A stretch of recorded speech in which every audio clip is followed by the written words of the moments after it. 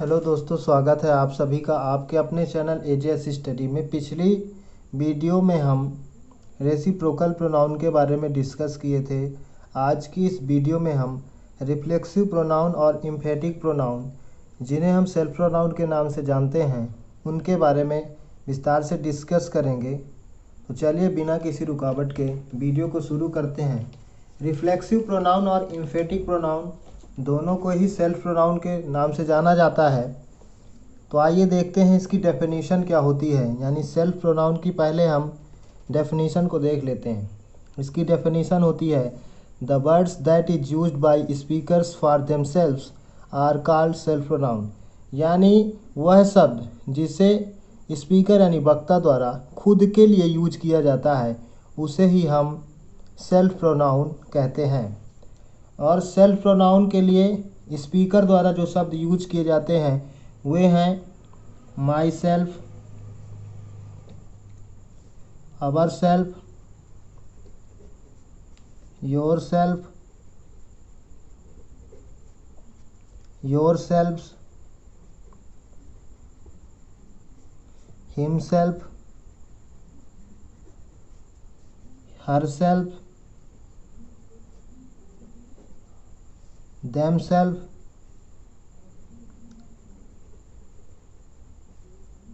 इन्हीं को ही हम सेल्फ प्रोनाउन के नाम से जानते हैं। यानी my self, ourself, your self, him self, her self और देम सेल्फ्स को ही हम सेल्फ प्रोनाउन के नाम से जानते हैं।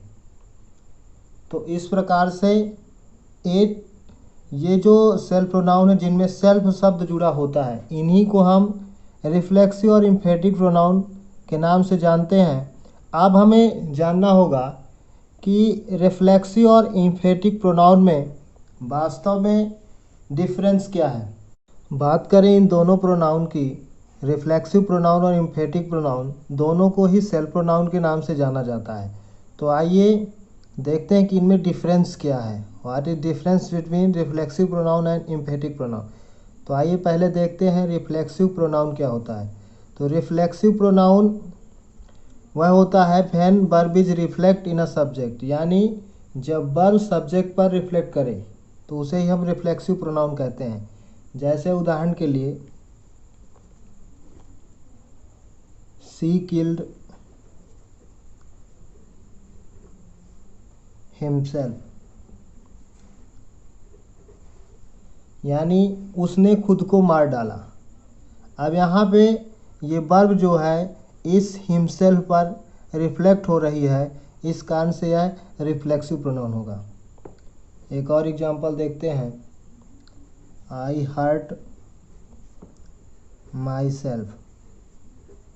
इस एग्जांपल में आई हर्ट माई सेल्फ यानी मैंने अपने आप को चोट मारी, इसमें भी वर्ब जो है यहाँ पे सब्जेक्ट को रिफ्लेक्ट कर रहा है, तो इस कारण से यहाँ पे यह रिफ्लेक्सिव प्रोनाउन होगा। आइए अब देखते हैं एम्फेटिक प्रोनाउन क्या होता है।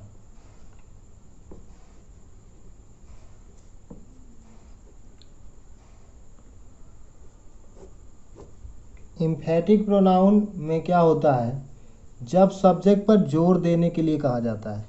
यानी जब सब्जेक्ट पर जोर देने के लिए कहा जाता है तो वहाँ एम्फेटिक प्रोनाउन का यूज किया जाता है। जैसे उदाहरण के लिए, he himself killed the tiger.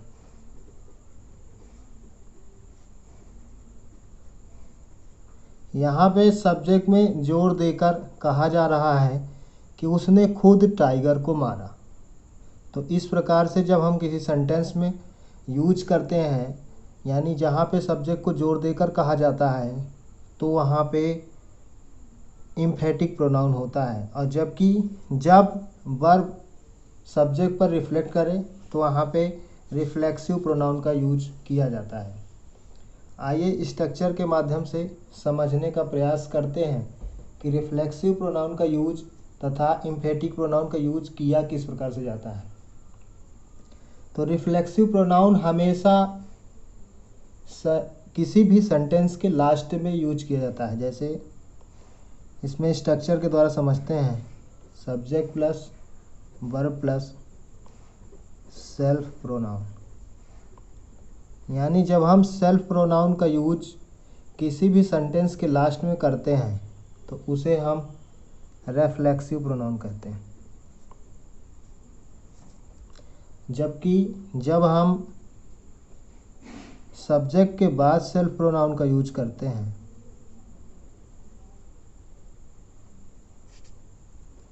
तो इसे हम इम्फेटिक कहते हैं, इम्फेटिक प्रोनाउन कहते हैं।